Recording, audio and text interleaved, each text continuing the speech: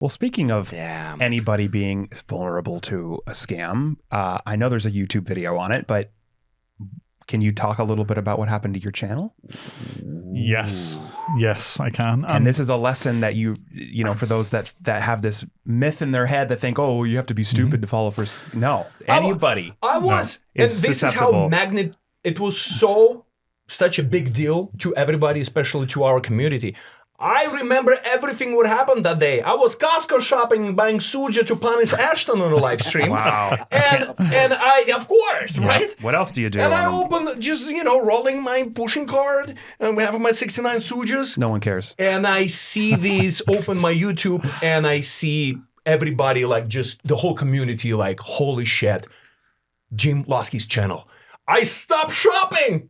I was like, what the fuck? Wow, you stopped shopping? I stopped shopping. What did the authorities say? Yeah. I can't believe you stopped shopping. I know. Stop shopping for suja? It must have been a big deal. To punish Ashton.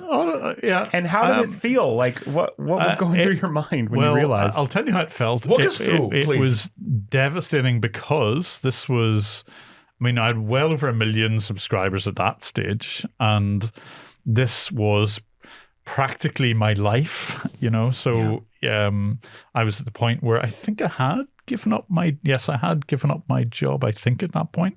So this is now my livelihood, which I've just lost. So the background is that I was approached by what I thought was Google who own YouTube, and I got this message which said that I needed to update I had 2 AdSense IDs, which I did happen to have. So technically, there was a bit of a bug in the software that Google uses for their help. And the guy who was using this was able to exploit that. So the messages were genuinely coming from Google. Okay, so that was number 1. Number 2 was, by coincidence, I happen to have 2 AdSense IDs, and there's one I don't use and one I do. AdSense ID is just a way of kind of getting revenue from YouTube, ultimately. And so because of those 2 coincidences, I thought it was genuine, this message. Made you believe it's real. Okay, so I followed this guy's instructions. This was just by chat. And normally you don't expect big organizations to do anything other than online chat. So it wasn't ringing alarm bells for me.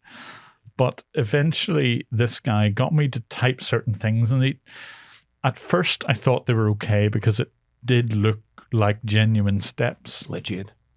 But one of those steps was to type a certain thing and then hit delete. And I was very dubious about doing it, but deleting was actually going to delete the channel. And I thought, even if this was a scam, there's no advantage to this person other than being malicious. So I thought it was still a genuine step. So I hit the delete button, okay, thinking that the previous steps would create a single ID. And then he said, right, you need you to fill in this form. And the form asked me for my password. And I thought, okay, this isn't right. There's no way that anyone, even a representative from Google or YouTube, would ever ask me for my password. And then I thought, uh-oh, what have I just done here? And part of the steps was to delete the channel. So now what he actually wanted to do was to take my password and take over the channel, I guess, so that he could divert to his bank account. So ultimately, if you get your revenue on YouTube, you can put it wherever you want. Now, because he hadn't got the password, he couldn't take over the channel. So I was at a point where I was midway through the scam, had already done damage to the channel, as in delete it. But I thought, okay, I'm not going to let this one rest. I'm going to find out who this guy is. So I tried to kind of hack this guy back, but the best you can really do is just send him a little Grabify link, a little link which reveals his location. So I could then tell that this guy was in, I think it was Turkey. Okay, so he's a Turkish guy who was doing this. And the damage had been done at this point, so I thought, look, nothing to lose. I'm just going to challenge him to see what he's up to. And I did challenge him, and he said he didn't actually target me specifically. He sent out loads and loads of these in the hope that somebody would respond. I was about to ask that. for me, still to my embarrassment, I didn't figure that out. But it's like anyone, those coincidences can be there, Right. okay? And he was convincing, technically he was convincing enough as well, but only certain things triggered with me. And honestly, I still can't believe that I fell for it, but anyone, absolutely anyone can. Mm-hmm. And like I That's say, a it great just example. depends on the circumstances. And if they're specific enough, if they're tailored just enough, and of course, if you send out lots of spam phone calls and whatever else, you're going to get somebody else in that position. All about quantity, not about the quality. Absolutely. I really thought that because the amount of call center bosses who run all these businesses, you caused them, they lost billions of dollars because of you and people like you. So I thought like they were targeting you. Yep. But you just answered that question. You're like, Nope. no, it's just Nope. like general. How did you get it back? Well, when you hit delete, I thought that was the end because it does tell you, are you sure you want to do irreversible. this? You know, That's what they say. It's irreversible. But it seems it's not. Okay. And what helped me confirm this was actually, I think it's Brandon from Scammer Payback channel reached out to me and said, don't worry about it. If you contact the right people in YouTube support, you should be okay because they can restore this. Mm-hmm. And ultimately, that's what they did. It maybe took 6, 7, 8 days, something like that, to do that, but they did manage to restore the content. And for a little while, the only thing that was wrong was the kind of short code to the @Jim Browning thing, YouTube @Jim Browning. I remember that. Didn't work, or it pointed to lost the somebody link. else. Yeah. And it went to When some you go other. to- It went to some Yeah. other guy, right? Yeah. When you Another put Jim Browning, Browning. you cannot find anybody. Yeah. It was like, it was But didn't that other gone. guy start getting a bunch of hits on his did. channel?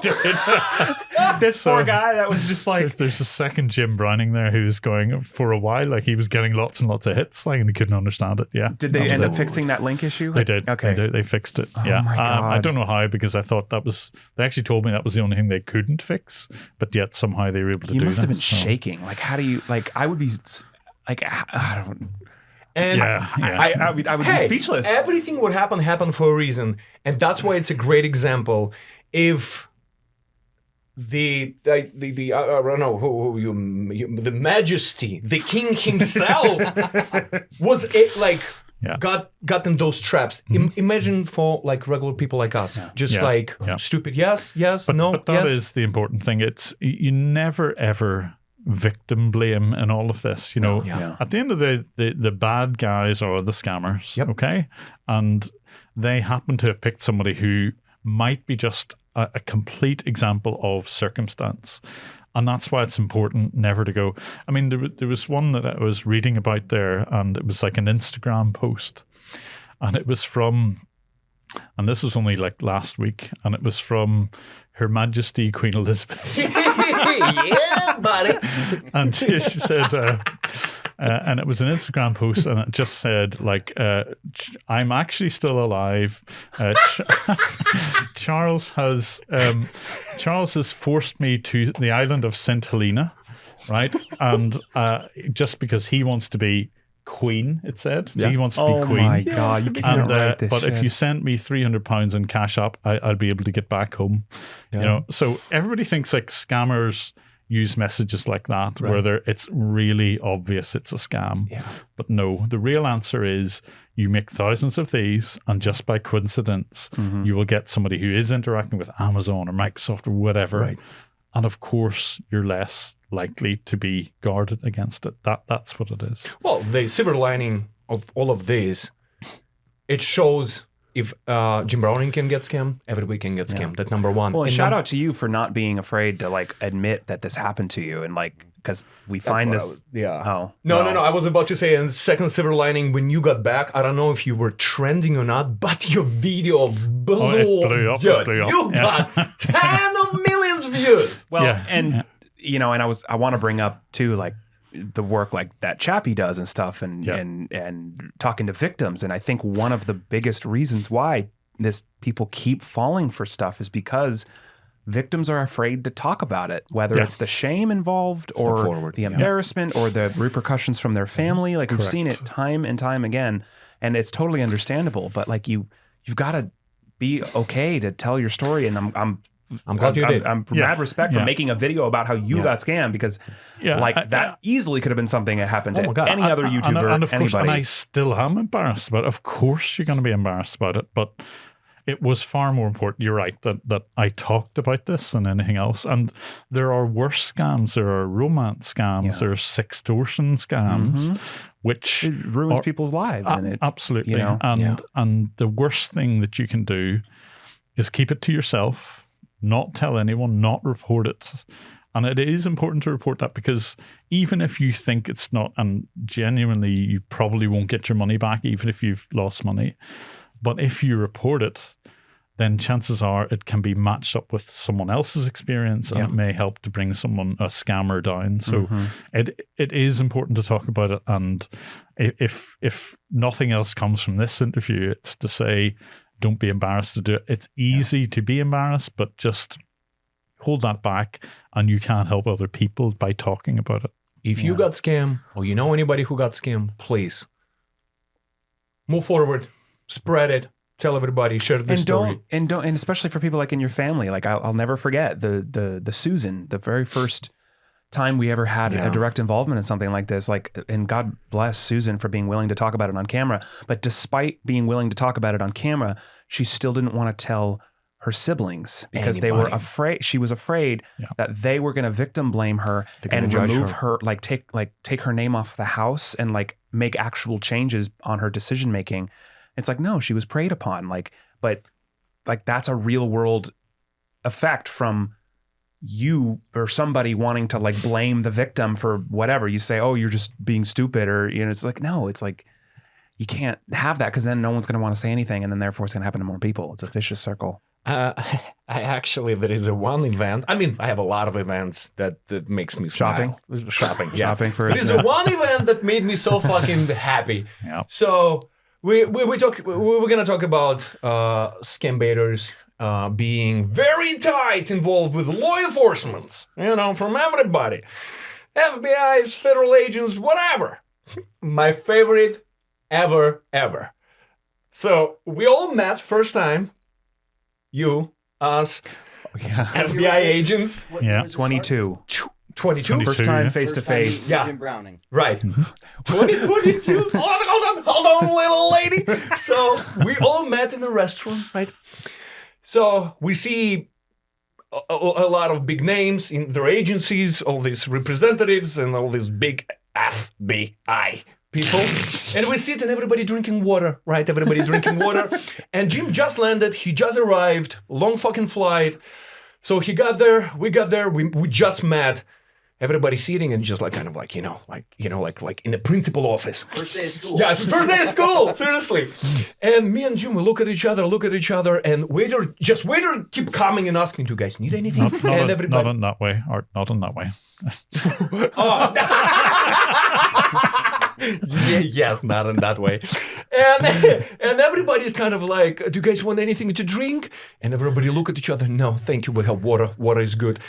And kind of like, I got your perspective. It's kind of like, look, if I'm going to get fucking arrested, I'm having a beer before I'm going. There's something going to happen to me. And me and Jim, we look at each other. We're like, actually, excuse me, we want to drink something. Give us a round of beers. I'm like, we don't work for the government. Exactly.